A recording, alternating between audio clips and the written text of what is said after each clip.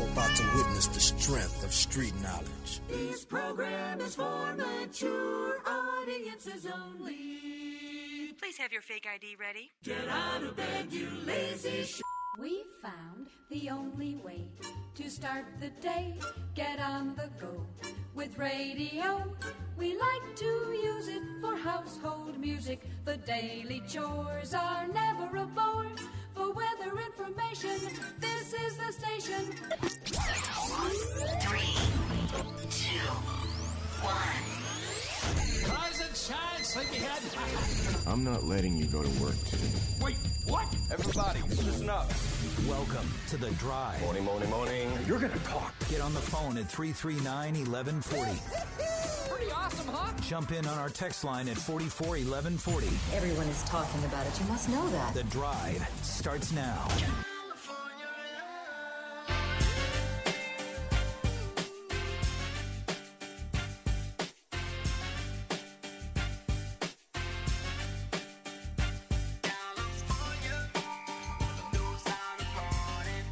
Yes. Hello. Hello, is this thing on? Doesn't really work when you have a little foamy thing on your microphone. You can't really knock on it. Can't really hear it. It is on, though. And hey, different studio today. Although I enjoy the fine Cage-to-Cage studios, I must say, this one, not as pretty. Not as pretty as our studio we had yesterday down in Mesa, Arizona. We're back. We're back in the main studios. Kyle. I've got to say I like Sacramento significantly more than Mesa, though. Oh, I completely agree with that. And the fact that you're saying that, because you're Mr. Arizona love. I do, but I don't think I would live in Mesa. There's no place down there I would live. There might be a place down there that I could stay for like a month if I was a jillionaire, just to go down for spring training, hang out, maybe play some golf. Could not. That is just a weird place, man. The people are weird. There's mountains in the middle of the city. I still can't get over that. Why are the people weird? Huh? Why are the people weird? They just all look weird to me. They all look and act weird to me. They all look shady. Honestly, they all look shady to me a little bit. But I feel like there's a strong, I could be wrong here. I feel like there's a strong, I don't want to drag Phoenix that hard. I feel like people do things down there quite a bit in which coffee is not a necessary tool in order to wake up in the morning. That's the vibe I get down there. That's the vibe that I get. You think people drink a lot of tea? Yes. Red Bulls. Red Bulls. Yeah, plenty of that. It's just For the first, 6 months I lived there, I was there for 2.5 years. The first, 6 months, I felt like everybody knew I wasn't from there. Right. And they're just staring at you, treating you weird? Like, every time I walked into a restaurant, I was sure that everyone was like, oh, wow, look, that guy's not from here. That obviously wasn't the case. I just never felt comfortable. And don't get me wrong. We had a blast, and the A's were great, and it was awesome, and we stayed in an Airbnb with a pool table that we never took cover off of because we're lame. But I love.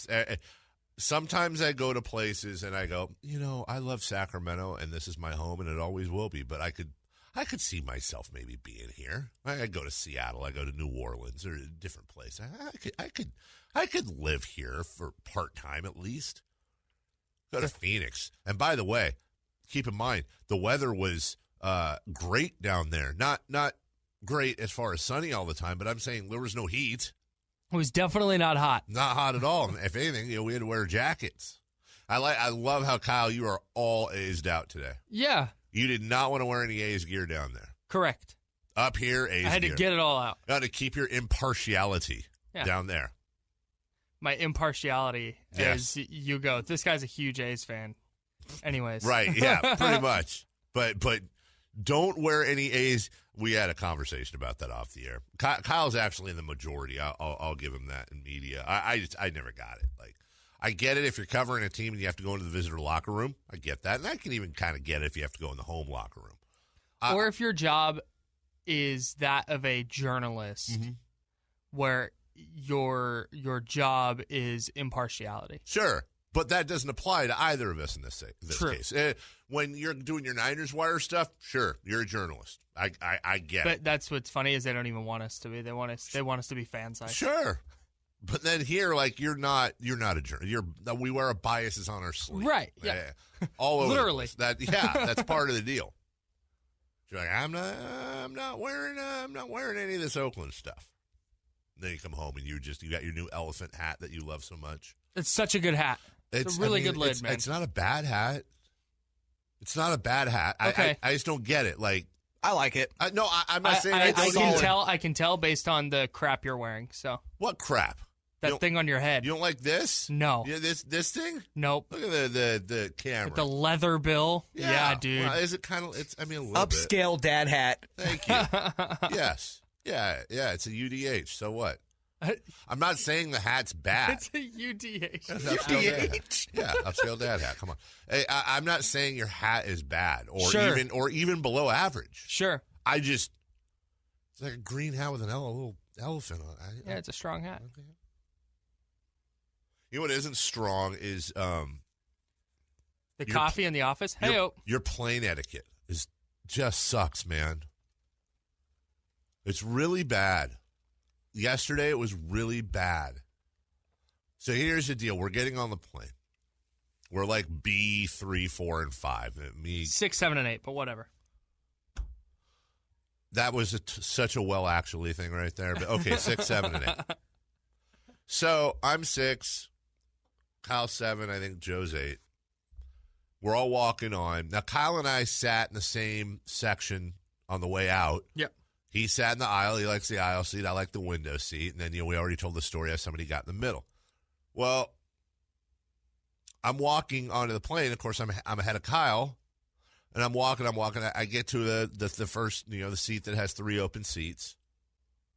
And I sit down in the window seat. I look up. There's no Kyle. And so I sit down, and then, 5 seconds later, some other dude sits down in the aisle. And I text Kyle. I say, where'd you go? He goes, I took an open seat.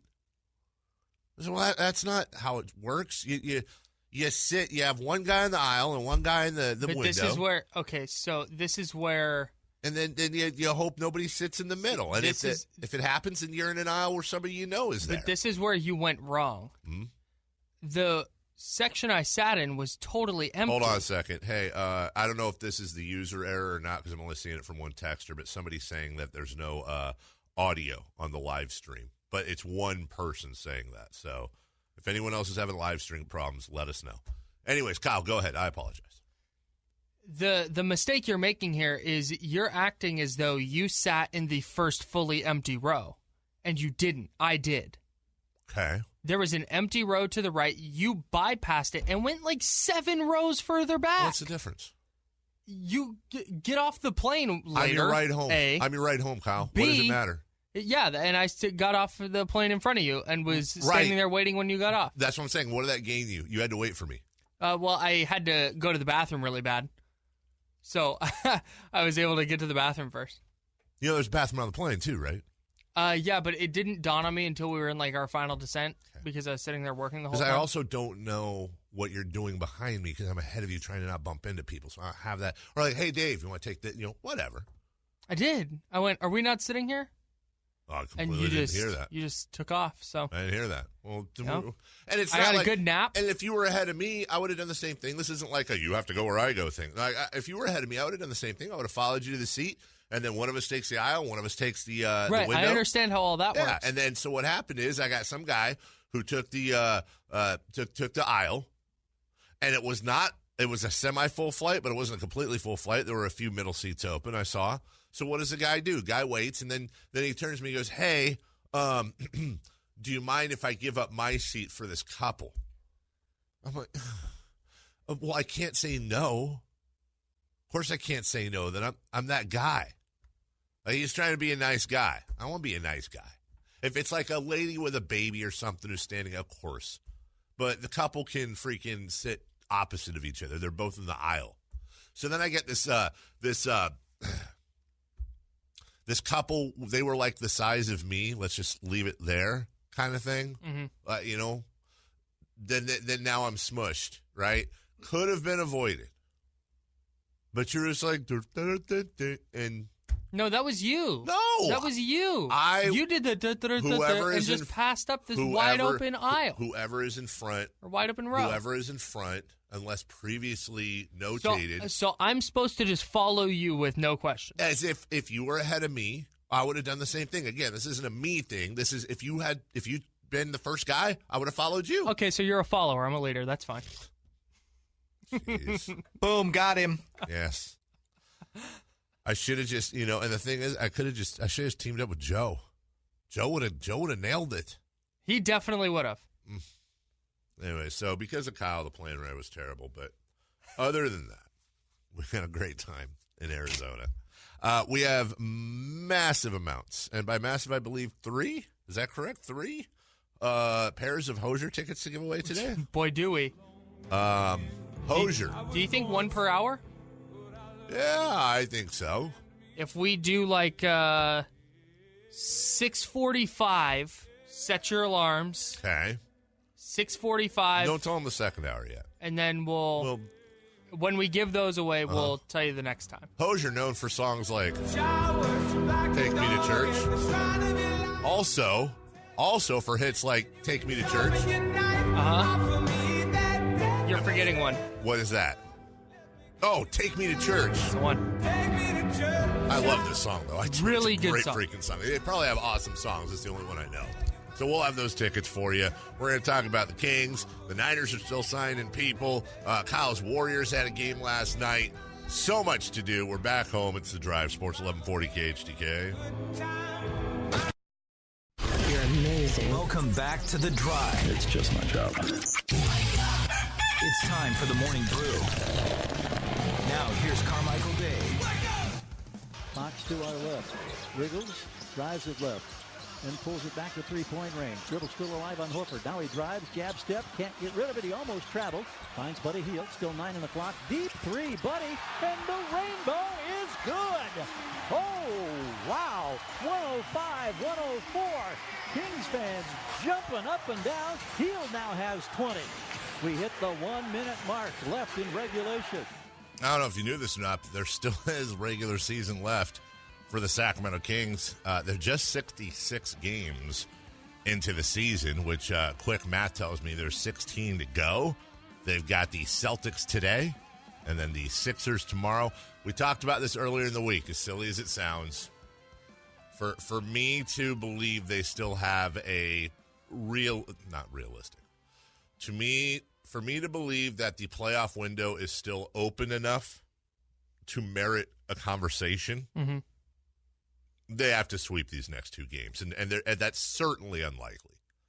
But if they beat the Sixers and they beat the Celtics tonight on the road, and they come home for 4 home games against fairly bad teams, okay, I'm still willing to entertain the idea that there's an outside chance. I think if they lose either of these 2, it's effectively over, and it might already be anyway. Yeah, and this isn't even a matter of you gotta believe or the reality is they are effectively 5 games out of a playoff spot with 16 games to go. Right. That's a lot. They need to gain 5 games in 16. That's very hard to do. Not only to win enough games in that span, but then they need things to go right on the other side with teams losing games. Actually, weirdly enough, Kyle, I'll go one step further. They're actually 5.5 games out. I'm just looking at the standings right now. They're currently 4.5 behind the Jazz and the Clippers. You may be saying, well, they still play the Jazz. It could be 2-2. I believe the second tiebreaker is conference record, and the Jazz are going to have a better conference. The Jazz are 24-20 in conference. The Kings are 17-24. Point being, they're actually effectively 5.5 games out with 16 remaining. So, again, it's mathematically possible. Absolutely. But to merit a conversation, they're not only going to have – let's put it this way. The Kings could sweep the final 16 games. They would probably get into the playoffs, I'm willing to say, but even that wouldn't be a guarantee the way some of these teams are playing. And God, the Utah Jazz, please, Kings fans, stop talking about catching the Utah Jazz. They're not catching the Utah Jazz. The Utah Jazz schedule, I think they have 1 or 2 games left against above 500 teams. But you remember how they started out the season. Right, it was an insane schedule. And I'm pretty sure it's the last 2 games of the season for them also against those teams. Yeah, dude, their schedule, I think they still have 3 left, 2 left now after last night versus the Suns. 3 games in their last, 17 against the Phoenix Suns. Number 2. Second down, 13. And they'll hand the ball. This is Tevin Coleman. Coleman breaks free left side. Can he race through? Sure. 10-5 touchdown. How about that? Tevin Coleman goes 43 yards. In the process, he goes over 100 for the second time this year. Wait, what? Did you? What? Did that not sound like a 15-yard, yes, scamper? Races through the middle, a 10-5 touchdown. And Tevin Coleman goes 43 yards. It's a huge run, and that guy's like, can he do it? Yep, 10-5 touchdown. Like, what? I'm not going to call it out, but that's like if that A's guy, not Ken Korak, called that play. The one who I'm always getting on is like, line drive, deep right field. It's a grand slam, and the A's win it in extra inning. Like, okay. All right, well, either way, Tevin Coleman, 2 years, $10 million contract. The 49ers now have 17 running backs, and Kyle Madsen, the Niners Wire, dug up. Actually, Dave, it's not 17. He's going to break down this signing coming up here in a little bit. What? Was that me? Did I say that out loud? Like, that sounded just like me. Actually, so we'll get to that. The Niners are very, very busy. Number 3. Toss to Cousins. Leads in on Tucker. Off glass and good. DeMarcus Cousins with a little bank shot. I thought his best game of the year coming in was against Denver, the defense he played against Jokic. This might be his best game as a Warrior so far. Well, happened against the Rockets of all teams, who had won 9 in a row. We talked about this yesterday. 9 in a row, hottest team in the NBA in the second half. This game wasn't as close as the final score was. The Rockets certainly came back in the end. It was like a 13-point game with 2 minutes left. Yeah, there was, and the Warriors won by 2, and the Rockets had a chance to win. Yeah. Like the Warriors yawned at the end. This is not that close. People that look at the box score and go, "Oh my goodness, this is a fantastic back and forth." No, They got stamped. The Rockets got stamped by the Warriors last night. With no Kevin Durant. And Steve Kerr may have figured something out there, because the Warriors significantly brought their pace down last night. I think from an average of 98 to 91. I saw the numbers. And Cousins' numbers across the board. First off, his best game is Warrior. Secondly, their offensive efficiency, their defensive efficiency were all markedly better with him on the floor, and that's been the opposite of what's been going on. Kerr might have found the old key to the castle with that. Imagine thinking going into this game, this could be, the Warriors are vulnerable. The Warriors are vulnerable. Look out. Well, I think they are a little bit still. They're vulnerable to injury. But what we saw last night was they were running the offense more through DeMarcus Cousins and taking advantage of his passing ability. I think he dished out 7 or 8 assists. He was really good on that end, and like you said, they slowed things down, and he was able to kind of keep up. And that's been, I think, part of the problem. He played 9 minutes. Tim Kawakami tweeted it out, but I think he played 9 minutes and 17 consecutive seconds in the fourth quarter. Yeah. And he wasn't gassed and still playing at an effective level. 27 points, 8 boards, 7 assists, a couple of steals, and the leader of the starters in plus-minus for that game. In fact, he's the only starter for the Warriors in a plus. We'll take a break. When we come back, Kings, Celtics tonight. Yeah, the Kings are still around. We'll talk about that on the Drive. Sports 1140 KHTK.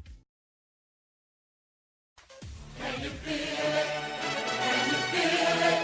Can you feel it? You're welcome, Sacramento. The Drive continues now. I can feel it. Jimmy Ward signing with the Niners. We'll get that.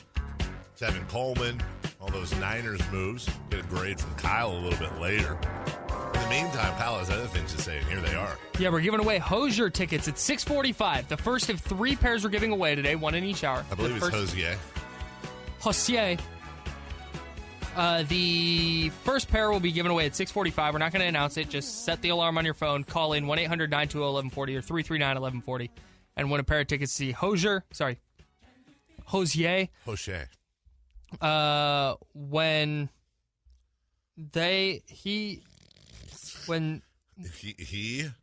is it a he? Is it he? Yeah, or? I think it's just him. Okay, when he hits the Sacramento Memorial Auditorium stage on October 21st. For tickets and more information, visit khtk.com. I don't think his real name's Hosier. Is he Canadian? Guarantee you've never seen the movie Strange Brew. Right. Okay. There's occasionally there'll be a movie you've seen.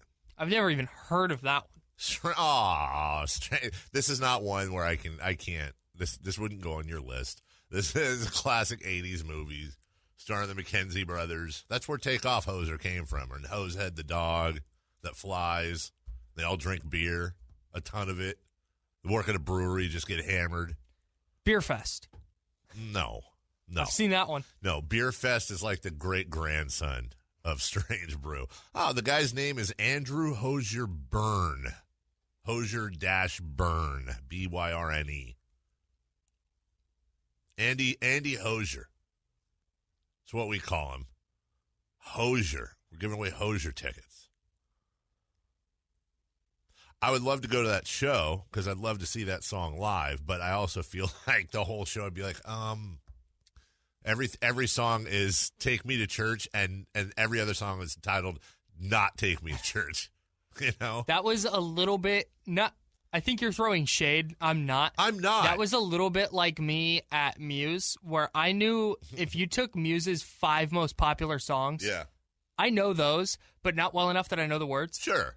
And it was just kind of all the other songs was like, yeah, sure. Everyone around me is like singing. Like, yeah. I like if I go to a concert and I hear a song I hadn't heard before and I get into it. Like Muse did a song called "Dig Down." It was the one with the gospel singers in the background, the choir, and all that. And I that's now in my regular rotation. It's a really hell of good a song. song. And I got into that at the concert with Hosier. By the way, have you seen the video for "Take Me to Church"? No. Oof. I have seen the church scene in Kingsman, though. Bruh. Let me tell you, I heard that song 80, 90 times, was completely into it, just never seen the video. I had no idea what the song was about. Figured he had like a bad runaround with the church. I mean, I'm not joking, honestly. Nope. No. Not what it's about. That is not what the video is about at all. It was a hell of a video. I mean, for real. It was one of those. It's one of the most powerful videos I've seen for a song in a very, very long time. If you are familiar with the song "Take Me to Church" and you've not seen the video, by all means. Now everybody's weighing in on Strange Brew. We're not doing that. What? I have a friend whose like favorite artist is Hosier. Really? Yes. Okay. Well, 6:45, 10 minutes from now. Like, what? Have friend call in. No. Win some tickets. Talk about a Strange Brew the other night at Golden One Center when the Kings fell to the Celtics on that full court drive by Hayward. Strange Brew was the press box yesterday after barbecue. Oh, dude, don't even get me started. You know what? Honestly, that was me diving in front of you. That was what I did yesterday was heroic, and it was like I dove in front of you and Joe the engineer. You did. To save your lives. The way you adjusted in your seat. Yep. And then in like one motion where and those windows are hard to pull up. They are. They're very sticky. And you in one motion threw that window open. I was like channeling the power of Thor. You were like when a mother has to protect her child and gains like superhuman strength. Yes. That was you. I will take your mother analogy further. I was the mother in the driver's seat putting my arm across your lap when we come to a sudden stop. Like that's going to help. Creating the arm seat belt that moms do for their kids. Yep. Like if something goes down, that's going to prevent the kid from flying around. The arm in front. But that's what we had barbecue the night before, and it did not agree with me the following morning. There were certainly, and that was quick, dude. By the way, from execution to performance, that was very quick. That did not settle at all. Before you jump to the Kings, can I say something? Yes. I keep notes about like what, highlights for the videos and YouTube to cut up. Yeah. Can I tell you what I have so far? Nothing. I have Kyle's poor plane etiquette. Yeah. Pronouncing Hosier's name and Dave's gas. Oh, wait, hold on. Who said anything about Dave's gas? We never said that. What are you guys You didn't need to. That was more like a flamethrower, dude. My God. Honestly, when that happened, and I think it was like at 6:45 yesterday morning, you can go back and listen to the audio, not of, the audio of our reaction. I was worried that Matt Williams was going to roll in, and there was still going to be shrapnel. King Celtics tonight, 4:35. It's weird. They've been off since Monday, and I don't know. This isn't me bitching about the fans because I get it, but it really seems like there's a palpable I think to a lot of fans. I feel like a lot of people just think the season's over. Like, they're not in the playoffs. Okay, they play the Celtics. It's like nothing. Nobody cares. I think people are now a lot more guarded about they're doing that thing that you do when you want to get excited, but you won't. Like you're talking yourself down to protect yourself from falling too hard. You think they want to get excited, or they? I think watch if they beat the Celtics tonight. Yeah. I don't think the reaction is going to be who cares. I think it's very much going to be, okay, there's the Kings, but they've lost a couple in a row. They haven't looked particularly good. Sure. The fan base is reflecting the performance of the team, frankly. So you're saying the fan base lost 7 to 10? No, but that's kind of just the general vibe, right? Mm-hmm. They were riding this high all year, and now they're stumbling towards the end, and it's like, oh. But I guarantee it, they win tonight. Watch out. Do you think it's possible for this fan base to maybe, I don't know, maybe in a week or so when it's for sure, like everyone's kind of accepted that playoffs aren't going to happen if that's the way things go? Do you think it's acceptable? Can the fan base reattach to, okay, we're not making the playoffs, but let's finish 500 or better and really get excited for that? I hope so. I don't think so, though. I think it depends. If they're like in line to finish with like 43 wins, where it's just like, okay, they're a couple games over, like for sure, but not making the playoffs. But if they're sitting there and they need to win like their last two to get above 500, like if they're at, I guess, 40 and 40. Yeah, I mean, they're 33 and 33 right now with, 16 games left. Yeah. So I think if it's like they have to win their last two to finish above 500, I think that will be a thing. But I think if they're just going to kind of cruise to finishing above 500 and miss the playoffs by 3 or 4 games, I don't think that'll generate that much excitement in the moment. I think they're in a situation right now where they're about to go on. They're about to go on like a 6-7 run, and I just wonder if people are going to care. Like I think they're going to win 6-7. I think they will. Soon. I very much think they will. And I think finishing at or above 500 is I'd rather it be the playoffs. Let's be very clear. Mm-hmm. But being able to say this team finished above 500 this year would be amazing. What an amazing year if they did that. Yeah, and I think that'll be the general consensus once the season's over and we're doing kind of a postmortem on the season. I hope so. But in the moment, I think it's hard for a lot of people in the moment as they're struggling down the stretch and kind of letting their playoff chances slip through their fingers. Because they are, I think, one of the best 16 teams in the league. They are. And they certainly are. They're kind of letting their playoff chances slip through their fingers. I think there's a general frustration, which is totally understandable. But like I said, give it a week after the season ends. It's going to be like, man, dude, what a year. I mean, they're a half game behind the Pistons and a full game behind the Nets for the 6th seed, playing a tougher schedule than both of them. Right. I mean, I think they're top probably 14, if not 13 team. Sure. We've talked about that before, though. I hope people continue to get excited. I want this team to continue to feel that. I do. And I want this fan base to have this first time in a long time we're going to be able to end the season, hopefully, knock on wood, on a really high note. And I hope Dave Yeager takes this time also, especially if they're out of the playoff run. I hope he takes the time, like we talked about, start Giles, play him 30-something minutes, put Bagley and Giles together, have some fun with stuff. Because a lot of this team is going to look a little bit different next year. We'll take a break when we come back. Antonio Brown is officially an Oakland Raider. We know that. He visited a friend's house yesterday. That's good for chemistry. We have an extremely cold take from a Pittsburgh guy about Le'Veon Bell. We'll start to look at some of these other NFL free agent signings as well as the free agency period continues, and this is where you're going to get a lot of the good deals. No good deals on opening day of free agency, but now you're going to start getting some bargains. The Drive continues next. Sports 1140 KHTK.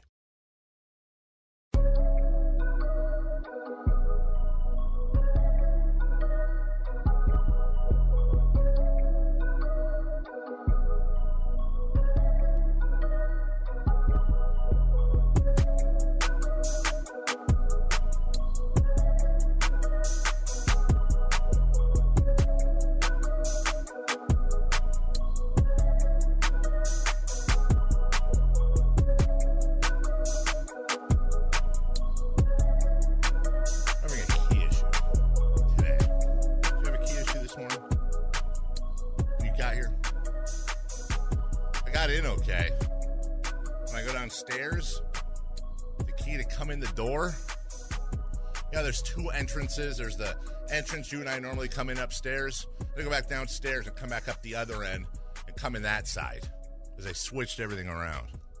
Thank you for covering on the music. That was a fine rejoiner. Who was that? Was that called? That was Travis Scott. Oh, I knew that. Welcome back in. That's Kyle. I will give you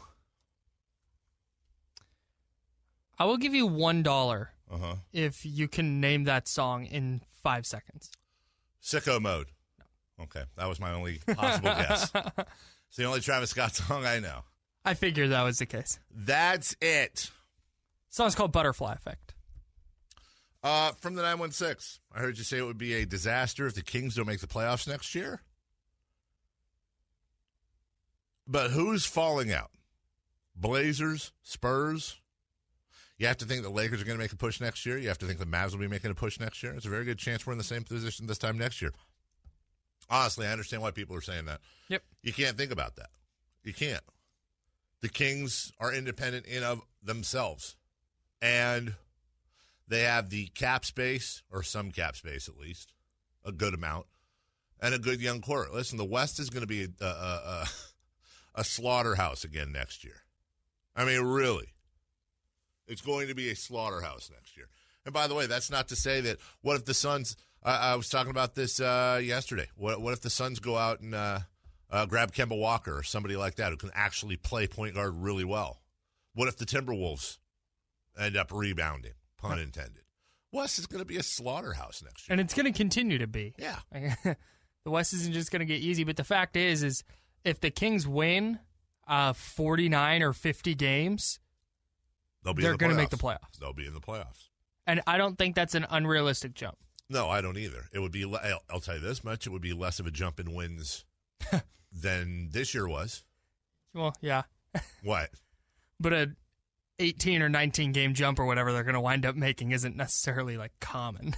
No, it's not. But you also have, again, and the signs are there. You have a 19-year-old power forward, Marvin Bagley. You have a 20-year-old power forward, Harry Giles. You've got a 21-year-old point guard in De'Aaron Fox.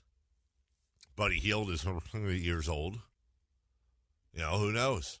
I'm fine with it, honestly. And I do believe the Lakers will be in next year. If I had to guess a team that's going to fall out, it's going to be the San Antonio Spurs, if you want a specific question answered. Yeah. But we say that every single year. 1-800-920-1140. We already got our winner, correct? We sure did. All right, so Kyle's going to unlock the phone lines if you want to give us a call at 1-800-920-1140. 339-1140 on your Fire Wings hotline. 21 different flavors to choose from. Firewings.com. Just wing it. Hello, Jerry. Dave, Kyle, good morning, you guys. Good morning. Yeah. I'm one of those guys who's still excited for the rest of the season. You know, it's not how you start, it's how you finish. And I've been thinking that Kings fan was a little bit too caught up on what they were seeing because they're not a year ahead of schedule. They're right on schedule. And this is kind of the way I thought the season would end. But I think that we still have a lot to play for. And if we could get to 41 games, I would be a happy, happy camper. So damn the torpedoes. Get Bagley out there. Play him a bunch of minutes. Go for 41 wins, and I will take that in a heartbeat. Yeah, go ahead. And, I think that this has been a really successful season, and I'm very happy with it. And, there are no guarantees for next year, so let's try to get to 500. I think we can do it, and we should do it, and we should be happy about it. I always thought that the playoffs was a little bit of a stretch. Sure. But not that much of a stretch. I think Bagley getting hurt a few weeks ago kind of just, put us behind the A-ball, and we're not going to get out from behind it. But we might still make 500. I think that would be awesome. And if that's the case, I'll be eating at Fire Wings all day. 21 different flavors to choose from, Jerry. Kyle, we only have a couple minutes left, and when I get to NFL free agency at the top of the hour, lightning round. Just very simple. Let's do it. With as little thinking as you can do about it. Just top of your head, I just want you to say win or loss, okay? Okay. And we'll do this exercise for the fans. Please. At Boston. Loss. At Philly. Loss. Chicago at home. Home. Win. Brooklyn at home. Win. Home Dallas. Win. Home Phoenix. Win. At Lakers. Win. At Dallas. Loss. At New Orleans. Win. At Houston. Loss. At San Antonio. Win. Oh, really? Okay. I did pull that one out. Okay. Home Houston. Loss. Cleveland. Home. Win. At Utah. They could play Cleveland on the moon and be a win. I know, right? At Utah. Uh-huh. Loss. Home New Orleans. Win. At Portland. Final game of the year. We'll call it a loss, but it depends. I agree with you. That's 10 wins. That's 43. There's a very real chance, not a real chance, but there's a legitimate chance that game in Portland doesn't matter for Portland, but matters very much for the Kings. Sure. I'll even give that. I think you were very fair. I actually think you might have given the Kings an extra win there in San Antonio. Even if they do beat San Antonio in the rest of those games, none of those are a stretch that you said they were going to win. Mm-hmm. That puts them at 43 and 39. If you keep all that together, but they lose in San Antonio, that's 42 and 40. In either scenario, they're above 500. And as a matter of fact, I think while it's improbable that they make the playoffs, I also think it's very probable that they finish above 500. So I think that's, as I was just talking to somebody off the air who is a big-time hater of this franchise, huge Warriors fan through and through, also a huge fan of, it's weird, he's a Louisville college basketball fan, but a massive Warriors fan. Who's always like, meh. Is this somebody I know? No. You don't know who this person is. Kings, they're not going to make a playoffs. What are your goals? I said, hey, man, what did Nietzsche say? Before you fly, you must learn to stand and walk. Okay. Above 500, playoffs, title contender. That's the next 3 years. That's the goals. Not everybody can get Kevin Durant and DeMarcus Cousins to sign a minimum deal. Get off. They want a title without those guys. But Whatever. We'll take a break. When we come back, NFL. Tevin Coleman, Jimmy Ward, Antonio Brown going to a friend's house. We'll talk about all that right here on The Drive. Sports 1140 KHTK.